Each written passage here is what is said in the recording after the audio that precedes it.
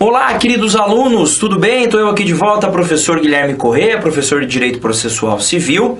Vamos trabalhar agora com o tema dos embargos à execução. Como eu disse para você, já quando a gente trabalhou execução, espero que você já tenha assistido às aulas de execução, tá? Porque os embargos, eles vêm logo depois, estão dispostos entre os artigos 914 a 920.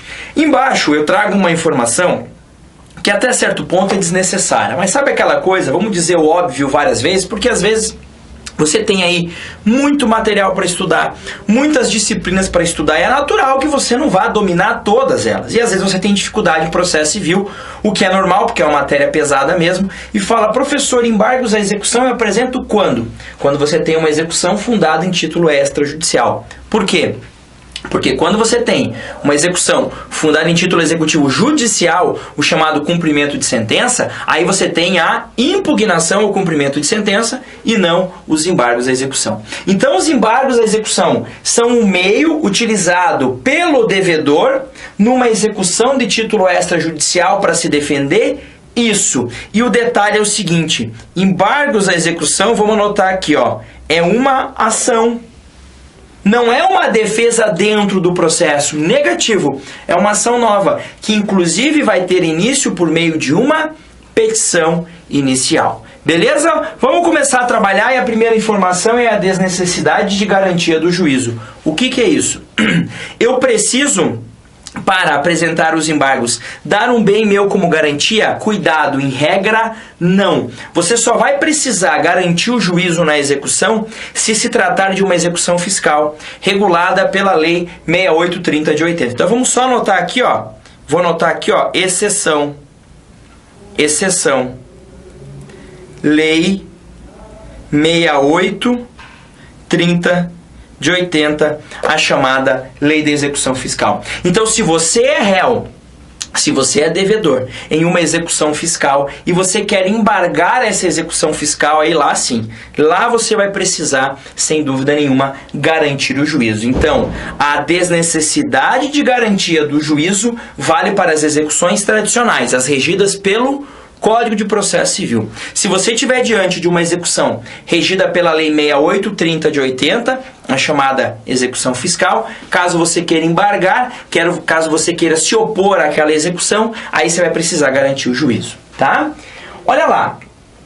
Agora, eu posso garantir o juízo? Pode. Isso pode ter funções. Primeira delas, requisito para atribuição do efeito suspensivo. Então, quando eu falar para você de efeito suspensivo nos embargos, eu vou te dizer, caso você queira suspender uma execução, você tem, por meio dos embargos, você precisa garantir o juízo ao embargar, tá? Ou impedir ou cancelar a inscrição em cadastros restritivos de crédito nos termos do parágrafo 3º e 4º do 782. Por quê? Quando você não paga a dívida, ele pode te inscrever, tá? Ele pode te inscrever em cadastro restritivo de crédito. Olha o que diz lá o artigo 782, tá? Eu vou ler rapidinho aqui, só para te situar. O 782, tá?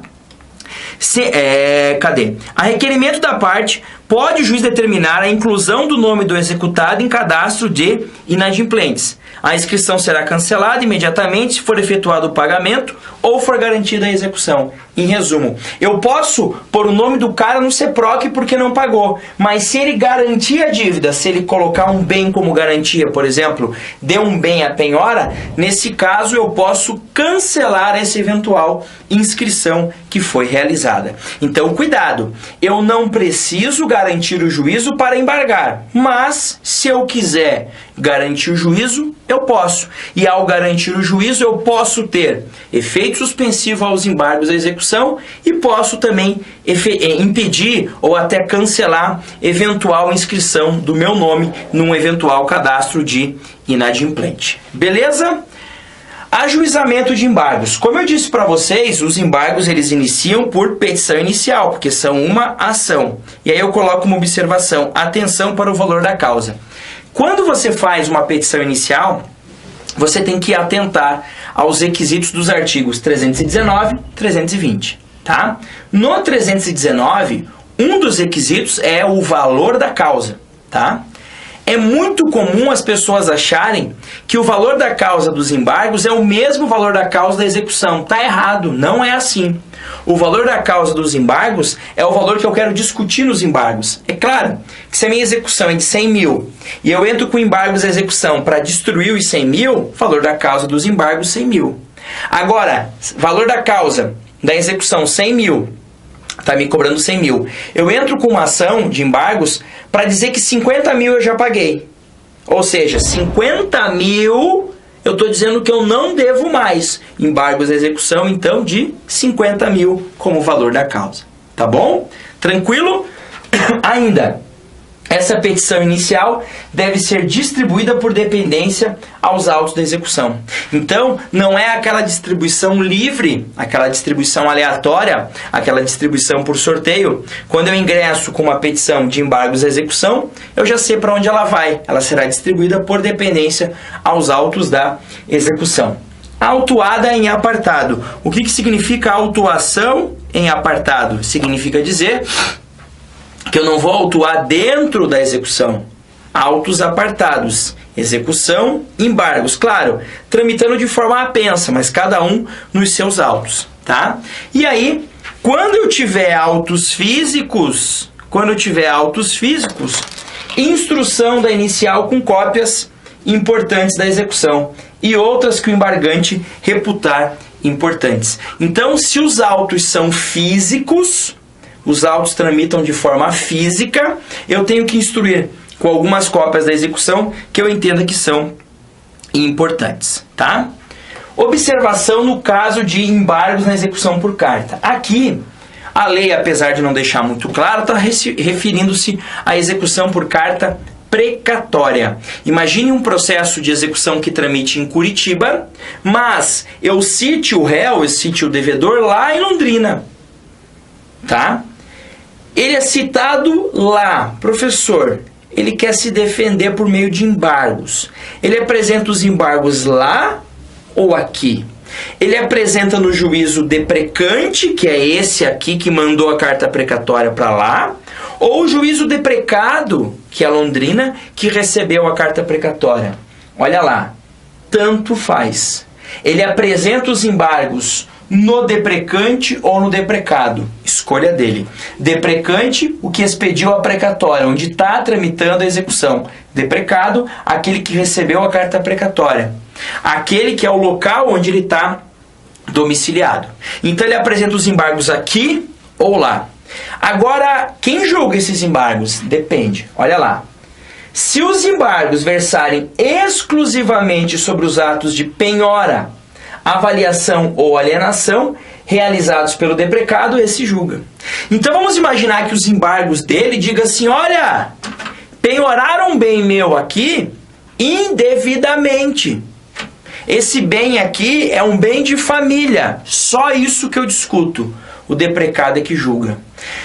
B, eu digo assim, penhoraram um bem meu de família e, além disso, essa dívida não existe, está prescrita. Eu apresento defesa, atacando o título e atacando a penhora. Nesse caso, o deprecante é que julga.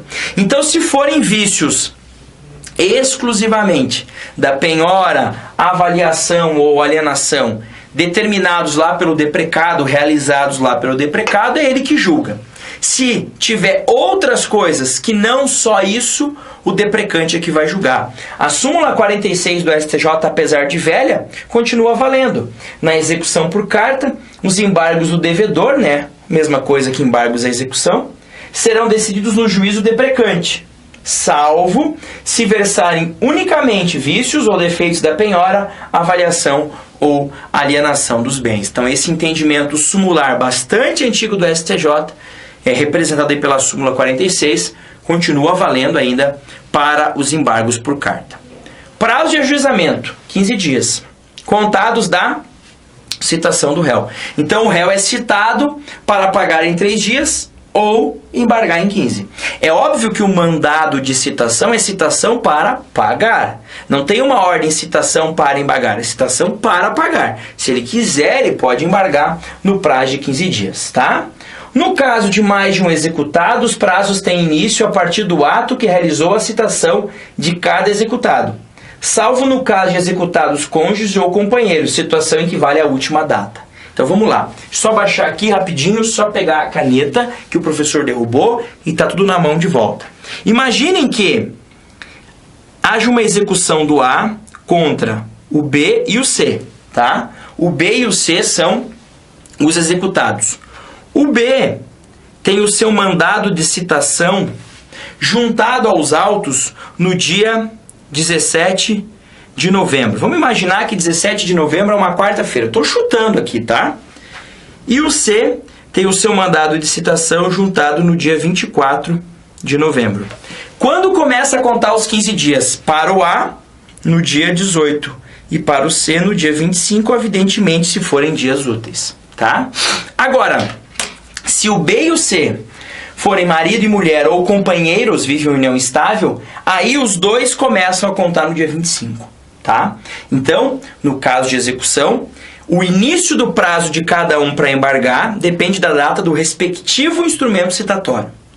Agora, se os dois executados forem casados entre si ou viverem em união estável, vale a última data para dar início ao prazo, tá? Então, se B e C aqui, tá? Se B e C fossem casados, os dois iniciariam no dia 25. Agora, professor, o prazo é dobrado se tiverem dois executados com advogados diferentes? Não, olha lá.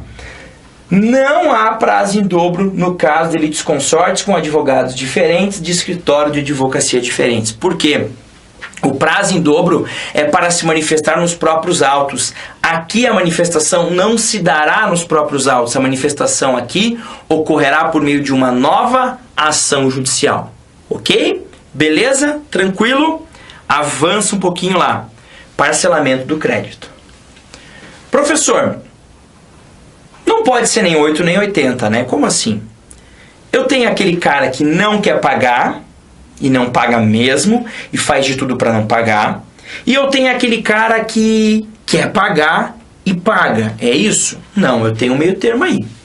Eu tenho aquele que não paga, mas quer pagar. E por que ele não paga, professor? Porque não tem condições. Imagine chegar hoje um oficial de justiça na tua casa te citando e dizendo: ó, você está sendo citado para pagar a dívida de R$200 mil em 3 dias. Você vai pagar? Dificilmente você vai ter condição de pagar. Poucas pessoas têm essa condição. 200 mil sobrando assim, fácil para pagar uma dívida? E ainda que tenha, né? A burocracia que é para você sacar esse dinheiro e levar a juízo é demorada um pouquinho, não é tão simples assim. Então tem pessoas que falam: olha, eu até quero pagar, mas 200 mil eu não tenho condição. Eu tenho agora comigo 80 mil aqui. Posso dar isso e parcelar o restante? Ah, tem que ver com o credor. Não precisa mais. A lei vai dizer o quê? Que no prazo de embargos, qual que é o prazo? 15 dias. 15 dias. O devedor, reconhecendo o valor, dizendo: ok, devo, não nego, devo, deposita pelo menos 30%. Então, no meu exemplo, 200 mil, 10% seria 20, 30 seria 60. 60 mil, mais honorários, mais custas, faça um requerimento para parcelar o restante, em até 6 vezes com correção monetária e juros de 1% ao mês.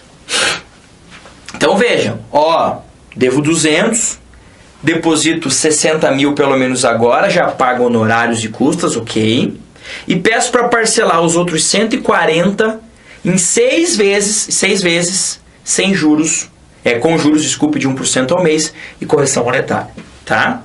O que o juiz faz? Ouve o exequente, ouve o credor. E aí, credor? O cara pagou aí, tá certo? Tá. O credor é ouvido para quê? Para verificar se os requisitos da lei foram atendidos, tá? Se foi atendido o requisito que diz que ele depositou 30% pelo menos. E aí o juiz decide. Se o juiz disser: ok, tá certo, defira o parcelamento, o que acontece? Ele fala: exequente, pega os 60 mil, pega os honorários, pega as custas, isso é teu. Paralisamos agora a execução para que ele vá pagando mês a mês o que está faltando, tá? Agora, professor, e se ele não pagar? Pode acontecer dele não pagar, pode acontecer. Pode acontecer dele pagar uma, pagar 2, pagar 3 e não pagar a quarta. O que acontece? Não paga a quarta, a quinta e a sexta vencem antecipadamente. Naquele momento, incide uma multa de 10% e a execução continua. Continua para penhorar outros bens dele, já com valor acrescido de 10%, claro, sobre aquilo que ele deixou de pagar. Professor, ele atrasou 2. As 2 que estão atrasadas vencem antecipadamente, multa de 10% sobre o valor que faltava e a execução prossegue.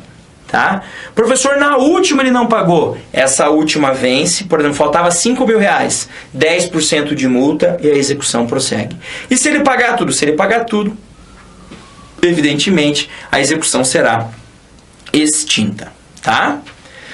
Beleza? E só para finalizar aquela questão, professor, ele pode, por exemplo, reconhecer o valor da dívida. Dizer, devo depositar os 30, depois se defender? Não.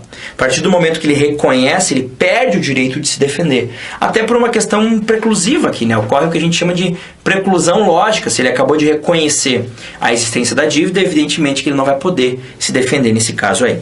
Tá? Efeito suspensivo existe? Não. Não há efeito suspensivo automático. Regra geral, não tem efeito suspensivo automático nos embargos à execução. Tá? É possível conceder? Sim. Como? Por decisão judicial, desde que haja requerimento, garantia e os mesmos requisitos da tutela provisória. Tá? Então, os requisitos da tutela provisória que a gente viu lá, que estão nos artigos 300 e 311 do CPC. 300, a chamada tutela provisória de urgência. 311, a chamada tutela provisória de evidência. Então, estando presentes esses requisitos, havendo a garantia do juízo e requerimento, você pode ter a suspensão, você pode ter a concessão do efeito suspensivo. Tá? Observação. Uma vez concedido o efeito suspensivo, poderá a decisão ser modificada ou revogada pelo próprio juiz. Tá? Ou por decisão no tribunal após a interposição do recurso cabível. O recurso cabível aqui, só a título de esclarecimento, será o agravo de instrumento. Tá? Então, a decisão do juiz que concede, que não concede, que revoga o efeito suspensivo, sempre decisão interlocutória e, como toda interlocutória dentro do processo de execução, passível de agravo do instrumento. Tá? Ainda, o efeito suspensivo deve ser modulado pelo juiz, ou seja, deve ser indicado sobre qual parte ele recai. O juiz, quando determina a suspensão, vai dizer se a suspensão é total, é parcial. Se é parcial, o que continua, o que não continua. Deve sempre modular, dizer quais são os efeitos dessa suspensão que ele acabou de conceder. Tá? Eficácia subjetiva do efeito suspensivo. Olha lá. A concessão do efeito suspensivo aos embargos oferecidos por um dos executados não suspenderá a execução contra os que não embargaram, quando o respectivo fundamento disser respeito exclusivamente ao embargante. É muito parecido com o que a gente viu na impugnação ao cumprimento de sentença. Então eu tenho lá 4 devedores. Um embargou e pediu o efeito suspensivo. Paralisa para todos? Depende. Se o fundamento for comum, aí sim.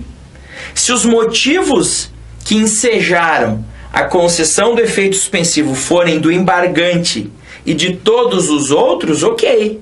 Agora, se os motivos que levaram à concessão do efeito suspensivo forem exclusivamente de quem embargou, nesse caso, em hipótese alguma, afeta os demais. Quer dizer o quê? Que a execução prossegue em relação aos demais e a suspensão só permanece para esse que eventualmente embargou e conseguiu o efeito suspensivo. Tá? E olha lá o que diz: ainda que todos os executados tenham embargado, o efeito suspensivo não recairá necessariamente sobre todos, apesar de a redação da lei passar essa impressão. Tá? Quer dizer o seguinte, não é porque todo mundo embargou que todo mundo tem direito ao efeito suspensivo. Imagine o seguinte, eu tenho 4 executados, os 4 embargaram, cada um por um advogado, um deles pediu efeito suspensivo. Os outros 3 também terão efeito suspensivo? Mais uma vez repito. Se o fundamento que ensejou a concessão do efeito suspensivo for somente de um deles, somente para eles ocorre a suspensão. Para os demais, a execução vai seguir normalmente. Então, você só vai ter o efeito suspensivo quando o fundamento para a concessão do efeito suspensivo for comum a todos eles. Se for com base em fatos que só interessam a um dos embargantes, somente se um dos embargantes é que terá o efeito suspensivo em seu favor, tá? A ideia aqui é muito parecida com o efeito suspensivo da impugnação, tanto que essa outra observação que eu vou trazer aqui para você é muito parecida, olha lá. O efeito suspensivo não impede a efetivação de atos de substituição, reforço ou redução de penhora ou avaliação. A ideia do efeito suspensivo é apenas evitar o avanço para as fases de expropriação de bens. Quer dizer o seguinte, suspende a execução. Nada impede de eu penhorar um bem, né, desde que não te cause prejuízo. Nada impede de eu avaliar esse bem. Nada impede de eu aumentar o valor da penhora, reforçar a penhora ou reduzir. Então não é uma suspensão que paralisa toda a execução. Paralisa a execução no que toca à expropriação. Eu não deixo que se avance os atos de expropriação. Eu não deixo com que o bem seja alienado. Eu não deixo com que o bem seja adjudicado. Essa é a ideia aqui do efeito suspensivo. Tá? E ainda, destaca-se que não há a possibilidade de prosseguimento da execução com a prestação de caução, como ocorre no caso de cumprimento de sentença. A lei não prevê isso. Tá? Lá no cumprimento de sentença, eu mostrei para vocês o seguinte, ainda que tenha efeito suspensivo, caso eu preste caução, eu posso ainda assim dar continuidade ao cumprimento de sentença. Não há previsão igual nesse sentido aqui. Perfeito? Seguindo, contraditório, instrução e julgamento. Professor, há contraditório nos embargos à execução? Claro que é, porque é uma petição inicial, é uma ação. Então, olha lá, o embargado, que é o exequente, né, que é o credor, vou anotar aqui, ó, que é o credor dessa execução, e aqui, cuidado, será intimado para a manifestação no prazo de 15 dias. E aqui é possível a aplicação do 229, tá? 229, o prazo em dobro, no caso de delitos consortes com advogados diferentes, de escritórios de advocacia diferentes, não se aplicando se o processo for eletrônico, pode ter, tá? Pode ter por quê? Porque os embargos são apresentados numa autos novos, e a impugnação aos embargos é dentro desses autos. Então, para impugnar os embargos, pode haver o prazo em dobro, tá? Na impugnação aos embargos, o exequente poderá pedir a compensação da dívida no caso de os embargos versarem sobre retenção por benfeitorias. Como assim? Imagine que eu esteja executando, eu esteja fazendo uma execução justamente para retomar um imóvel, tá? Porque os embargos servem para atacar qualquer execução. Então a execução é para retomar um imóvel. Vamos imaginar que eu estou executando um contrato em que eu te emprestei um imóvel. Agora você tem que me devolver porque eu estou solicitando, beleza, tá? Eu estou executando para que você me entregue aquela coisa. E você não me entrega, dizendo o seguinte, ó, eu te entrego, mas eu, Guilherme aqui, tá? Fiz um monte de benfeitoria no imóvel, tá? Aí você quer a coisa, você quer essa execução. Imagine que seja uma execução de entrega de coisa e de pagar a quantia também. Vamos imaginar que haja obrigação de pagamento de quantia junto, tá? Aí eu vou lá, me defendo dizendo, olha, eu não vou devolver enquanto você não pagar as benfeitorias que eu fiz que eram necessárias. O telhado caiu, eu tive que trocar. Ele pode pedir o que? A compensação. Pode dizer, olha, na impugnação tá bom, mas você está me devendo 30 mil. Então as benfeitorias foram de 12. Então, vamos seguir a execução. Eu compenso esses 12 com a dívida de 30 e sigo para cobrar tão somente os 18 mil faltantes. Tá? Se for necessário, tem produção de prova. Então, posso ter produção de prova nos embargos? Pode. Se na execução eu não tenho, nos embargos eu posso ter, tá? E depois o juiz dá uma sentença. E olha que interessante aqui, ó. No caso de interposição de apelação, apelação é o recurso que ataca a sentença. Caso a sentença seja de improcedência dos embargos ou extinção sem resolução do mérito, não haverá efeito suspensivo ao recurso. Então, a regra geral do nosso sistema é o efeito suspensivo ao recurso de apelação. Mas lá no 1012 do Código, existem situações em que eu apelo e a apelação não suspende a eficácia da sentença. A apelação não tem condições de suspender. Tá? Uma dessas hipóteses é isso. Apelação que ataca a sentença de improcedência ou de extinção sem julgamento de mérito dos embargos. Nesse caso, não tem efeito suspensivo. Quer dizer o quê? Não tem efeito suspensivo? Quer dizer que essa sentença que diz que o embargante está errado, mesmo que apelada, continua gerando efeitos. Então, continua valendo a ideia de que o embargante está errado e por isso a execução vai prosseguir. Se tivesse o efeito suspensivo, você poderia aí cogitar de ter uma suspensão da execução também. E esse, evidentemente, aqui não é o objetivo do legislador. Tá? Só para a gente finalizar mesmo, aquele parcelamento do crédito, muita gente se pergunta e se questiona isso e vai cair em prova. Tá? Eu posso fazer aquele parcelamento de 30% mais 6 parcelas numa fase de cumprimento de sentença? Não. O Código é expresso ao dizer que isso não se aplica ao caso de impugnação ou cumprimento de sentença. É um benefício exclusivo dos embargos de execução. E mais, professor, eu posso requerer o parcelamento em 8 vezes ao invés de 6? Posso requerer 10, 15, 20? Requerer você pode. Só que aí é o credor que tem que concordar. O 6 é um direito teu. Se preencher os requisitos, você tem o direito a esse parcelamento. O juiz vai ter que deferir em princípio. Salvo se você não depositar os 30% no mínimo. Agora, acima de 6 parcelas, aí é prerrogativa do exequente, do credor, aceitar ou não aceitar. Beleza? Com isso fechamos embargos de execução, fechamos também já o tema do processo de execução. Eu te encontro aí nos próximos blocos, onde a gente vai começar a trabalhar de processos nos tribunais, falar um pouco sobre recursos também. Um grande abraço, bons estudos e até mais.